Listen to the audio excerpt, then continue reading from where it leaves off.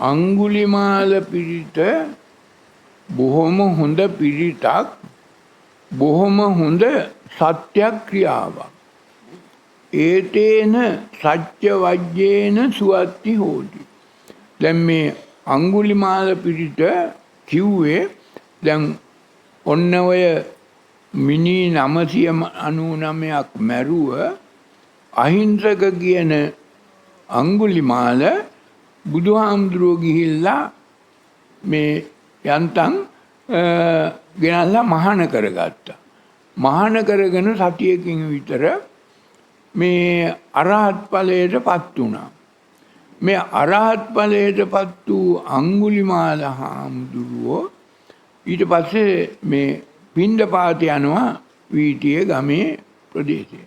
මේ යනකොට එක්තරා ගෙයක දරුවෙක් ලැබෙන්න ඉන්න නැගණියක් කෑ ගහනවා, මරහඬ දෙනවා, බොහොම අමාරුව විලිරුදා හැදිලා. ඒ කාලේ අද වගේ මේ ඔපරේෂන් කරන්න සීත කරන්න ආරවා මේ අතිබුන් නෑනේ. ඒකින්ද විලිරුදා හැදෙනවා, කෑ ගහනවා. මහාම අංගුලිමාල හාමුදුරුවෝ පිණ්ඩපාත යන එක නවත්තලා ගිහිල්ලා බුදුහාමුදුරුවන්ට කිව්වා, භාග්‍යවතුන් වහන්සේ මෙහෙම නැගණියක් මෙහෙම ගෙදරක දරුවෙක් ලැබෙන්න විලිරුදා හැදිලා කෑ ගහනවා, මට දරන්න බෑ. මට ඒ නැගණියට යම්කිසි මේ විලිරුදාවෙන් බේරෙන්න උදව් කරන්න උපකාර කරන්න මට ක්‍රමයක් තියෙනවාද කියලා බුදුහාමුදුරුවන් ඇහුවා. බුදුහාමුදුරුවෝ ඉගැන්නුවා ක්‍රමයක්, පිළිවෙතක්. ඔබ අංගුලිමාල මේ මහණ වුණාට පස්සේ, මගපල ලැබුවට පස්සේ කිසිම දවසක ප්‍රාණඝාතයක්, සතෙක්ව, පුද්ගලයෙක්, මිනිහෙක්ව පානභූතේ මැරුවේ නැහැ. ඒක සත්‍යයක්. ඒ සත්‍යක්‍රියා බලය මෙනෙහි කළා. ඒ සත්‍යක්‍රියා බලයෙන් අර නැගණියට ආශිර්වාද කරන්න කිව්ව, සත්‍යක්‍රියාවක් කරන්න කිව්වා. අංගුලිමාල හාමුදුරුවෝ අර නැගණිය ගාවට ගිහිල්ලා පිළිත් කිව්වේ නැහැ. සත්‍යක්‍රියාවක් කළා, අධිෂ්ඨානයක් කළා.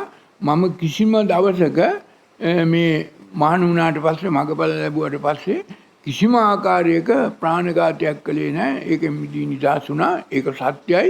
ඒ සත්‍යක්‍රියා බලය සත්‍ය නම් ඒ සත්‍යක්‍රියා බලෙන් අර නැගණියටත් අර විලිරුදාවෙන් මිදී දරුවා ලැබෙන්නට මගේ ආශිර්වාදය කියලා. ඒ අනුව විලිරුදා ඉවර වෙලා දරුවා ලැබුණා. අද දැන් මේ ආම්දුරුව පිරිත් කියනකොට ඔය සත්‍යක්‍රියාවක් කරන්නේ නැහැ. එයා ගාව තියෙන ගුණයක් මෙනෙහි කරන්න ඕන.